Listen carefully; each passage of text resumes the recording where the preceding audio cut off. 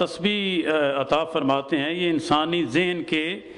کون سے حصے پر اثر کرتی ہے؟ کانشیس، سب کانشیس یا انکانشیس؟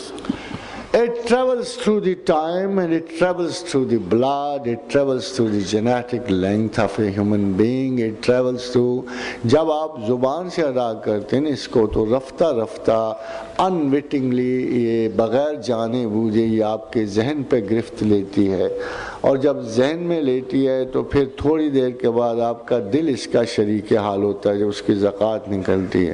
جب یہ دل میں چلی جاتی ہے اور کسی خسارے سے اس کو سامنا نہیں ہوتا، پھر یہ ہر قطرہ خون میں رواں ہو جاتی ہے۔ آپ نے اکثر دیکھا ہوگا کہ جو اچھی تسبیح کرنے والے لوگ ہیں راتوں کو سوئے ہوئے ہیں تو ان کی تسبیح جاری ہے، اگر اچانک کہیں بھول گئی ہیں تو اچانک ان کے منہ سے نکلنی شروع ہو جاتی ہے۔ اور ایک حدیث اس بارے میں موجود ہے کہ جب بندہ اللہ کو یاد کرتے کرتے خواب میں چلا جائے، سو جائے، تو ملائکہ اس کو لازم کر لیتے ہیں کہ اس کی باقی تسبیح پوری کریں، اور اس کی انٹینشن کے مطابق اس کو تسبیح کا مکمل ثواب پہنچتا ہے۔ اب یہ تسبیح جو ہے یہ جب ڈیپتھ میں پہنچتی ہے تو پھر اصلاح کار۔ ایک بات اچھی طرح یاد رکھیے کہ سیلف کو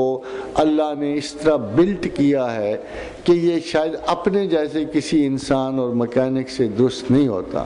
مگر چونکہ خدا نے اسے بنایا ہے، جب آپ خدا کی یاد میں لگ جاتے ہو تو اللہ پھر اس سیلف کی کریکٹیو میتھڈز اختیار کرتا ہے، اور کسی بھی چیز سے بنیادی عادت نہیں بدلتی سوائے اللہ کی یاد سے، پھر یقیناً یہ آپ کی جبلی عادات کو عقلی عادات میں بدل دیتا ہے، اور اللہ اس میں آپ کے لیے اس نے کرم اور بھلائی رکھی ہے۔